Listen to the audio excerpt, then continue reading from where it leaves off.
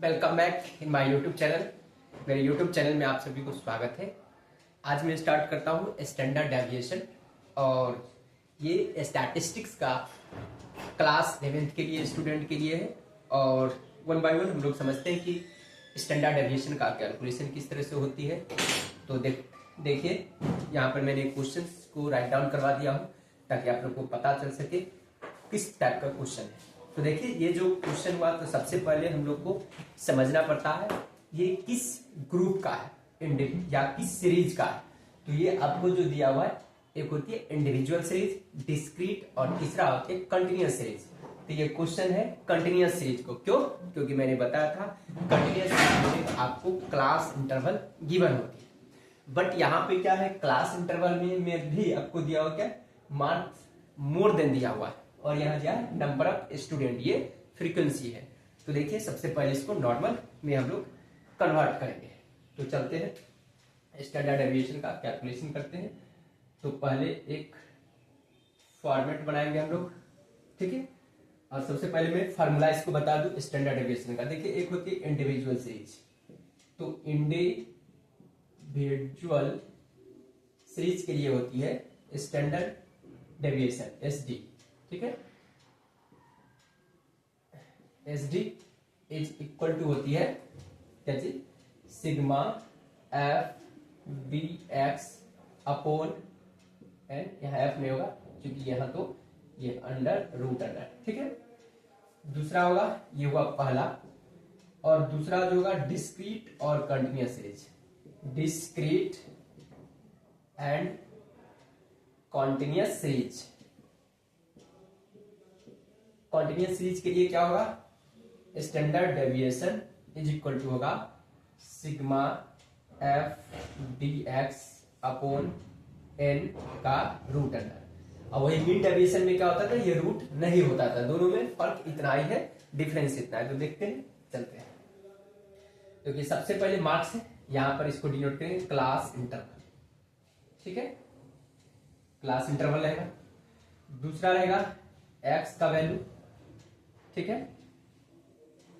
और तीसरा मैं लिखूंगा फ्रीक्वेंसी, जिसको नंबर ऑफ स्टूडेंट है, ठीक है। अब यहां पे हम लोग कैलकुलेशन करेंगे। थोड़ा सा ये टेढ़ा हो गया, इसको मैं सीधा लिखूंगा, ठीक है। तो देखिए क्लास इंटरवल आपको जो यहाँ पे गिवन है क्या है, मार्क्स मोर देन है। जीरो मोर देन का मतलब जीरो से एबव, इसका मतलब 0 से 10, 10 से 20, 22, 30, 30, 40 इस तरह से होगा। यहाँ पे मैं लिखूंगा 0 से 10, 10 to 20, 20 से 30, 30 से 40, 40 से 50 और 50 से 60, कितना तक है, 70 तक है। और 60 से 70, 70 से 80 तक। मैं एक बार ऑन कैमरा देख ले रहा हूं क्या आप लोग तक दिखाई दे रहा है या नहीं। ठीक है सर, दिखाई दे रही है, ओके। तो यहाँ पे मैंने लिखा 70 से 80, क्यों? क्योंकि यहाँ पे दे रखा है मार्क्स मोर देन, तो 0 से स्टार्टिंग था, इससे एभव लिखा और लास्ट था 70, तो मैंने इसका एभव कर दिया, ठीक है। चूंकि 10 का डिफरेंस है इसलिए मैंने 70 to 80 ले लिया। अब x का वैल्यू शायद आप लोगों को पता है कि जब x का जो वैल्यू मतलब मिड पॉइंट यानी कि x का वैल्यू क्या होता है, यानी कि lower limit plus upper limit upon 2। तो यहां पर देखेंगे 0 plus 10 upon 2 is equal to कितना होगा, 10। ये हो जाएगा 5। इन द सेम में 10 प्लस 20 होगा 30, और 2 से डिवाइड करूंगा 15, फिर 20, 30, 50 का था 25, इस तरह से मैं लिखूंगा। तो ये क्या हो गया, 5 होगा।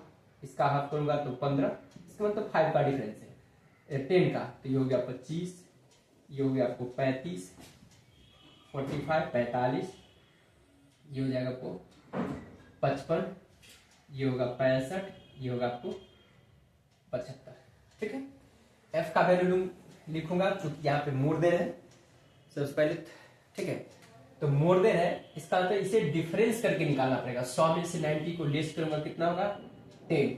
90 में से 75 गया तो कितना बचेगा 15, ये हो जाएगा 15, क्योंकि 90 में से 75 जाएगा तो 15, 75 में से 50 जाएगा तो ये होगा आपको 25, फिर 50 में से 25 जाएगा, ये भी होगा आपको 25, 25 में से 15 जाएगा आपको 10, फिर 15 में से 5 जाएगा तो कितना बचेगा, 15 में से 5 जाएगा तो 10, ठीक है, फिर 5 में से 0 गया तो 0, ठीक है, अब फिर 0 में से 0 गया तो 0, कितना 1 2 3 4 5 6 7 8, 1 2 3 4 5 6 7 8, ठीक है। अब तक क्वेश्चन यही था, इसके बाद तो कुछ है नहीं। एक्स का वैल्यू 10 15 25 25, 10 15 25 25, 10 10 25 25 10 10, और उसके बाद 5, एक चीज छूट गया, 5 शायद छूट गया, क्योंकि 5 में से 0 गया तो 5, ठीक है, 5 में 0 जाएगा तो ये 5 होगा, ठीक है। यहाँ पर थोड़ा मैंने मिस्टेक कर गया था। अब मुझे क्या निकालना है, एफ एक्स, चूंकि एक्स का वैल्यू या आपको बड़ा सा डेटा है तो आप चाहेंगे तो एज्यूम मीन भी ले सकते हो, बट ऐसा हम लोग को नहीं करनी है, एफ एक्स लेता हूं मैं, ठीक है। अब मैं इसको ऐड करूंगा तो S sigma F is equal to कितना होगा, 100 होगा, क्योंकि मैंने 100 से ही डिफरेंस किया था, ठीक है। इनका वैल्यू अब तो कुछ है नहीं, क्वेश्चन तो किधर गया,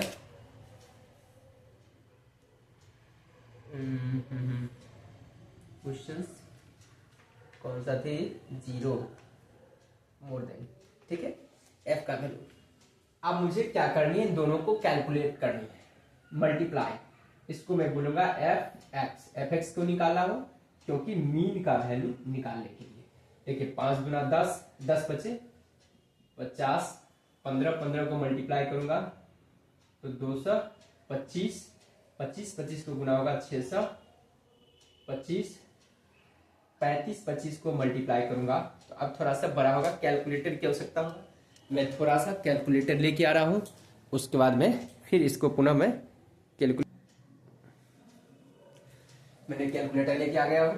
अब इसको मैं मल्टीप्लाई करूंगा 25 और 35, 35 इंटू 25 875, 875, फिर 10 से मल्टीप्लाई करूंगा, ये होगा 450, 55, ये 550, 6 पचे 30 और 5 25, 325, और ये होगा आपको 0, ठीक है। अब मैं इसको लिखूंगा sigma F X is equal to, मैं इसको ऐड कर देता हूं, ये हो जाएगा 275, 275, 8 8 एक 900, 900 9 8 1775, 1775, 1775 और प्लस 1775 और प्लस 450 प्लस 550 प्लस 325, 3100 जाएगा आपको 3100, ठीक है। ये कितना आया टोटल, 3100, इसको मैं लिखूंगा 3100, ठीक है। अब क्या होगा, मीन का वैल्यू मैं निकालूंगा, मैं इसको पहले मिटाता हूं, चूंकि तभी आप लोग नोट कर पाएंगे, फार्मूला पहले आप लोग नोट कर लेंगे, मैं इस चीज को मिटा रहा हूं, ठीक है। इंडिविजुअल सीरीज तो है नहीं, ये डिस्क्रीट और कंटिन्यूअस का जो फार्मूला होता है वो सेम होती है। तो देखिए अब मैं निकालूंगा mean X bar is equal to क्या होगा, sigma F X upon N, ये होगा 3100 प्लस 100 इज इक्वल टू कितना होगा, 3100, ये आपको मीन निकल जाएगा। अब मैं यहाँ पे लिखूंगा dx, dx कैसे निकलता है, तो dx निकालने के लिए अपने लोगों को क्या करना पड़ता है, x में से लेस करनी पड़ती है, किसको, x बार को, ठीक है। यहाँ पे मैं लिख देता हूं x माइनस एक्स बार, ठीक है। अब मुझे इसमें से 31 25 26 बचेगा, 26 माइनस में 5 में से 31 जाएगा, 15 में से 31 तो माइनस 16, 25 में से जाएगा 31 माइनस 6, 35 में से 31 जाएगा, ये बचेगा 4, 45 में से 31 जाएगा तो 14, 55 में से 31 जाएगा तो कितना होगा 24, ये जाएगा तो बचेगा 34, 65 में से 31 जाएगा तो 34, और 75 में से 31 जाएगा तो बचेगा 44, 44। ठीक है, अब मुझे लिखना पड़ेगा dx स्क्वायर, dx स्क्वायर। ठीक है,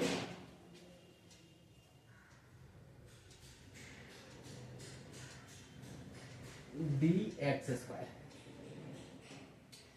अब dx स्क्वायर को मल्टीप्लाई करना है, थोड़ा सा मैं छोटा लेता हूं। dx स्क्वायर यानी कि 26 को 26 से मल्टीप्लाई, 26 इंटू 26, 6 76।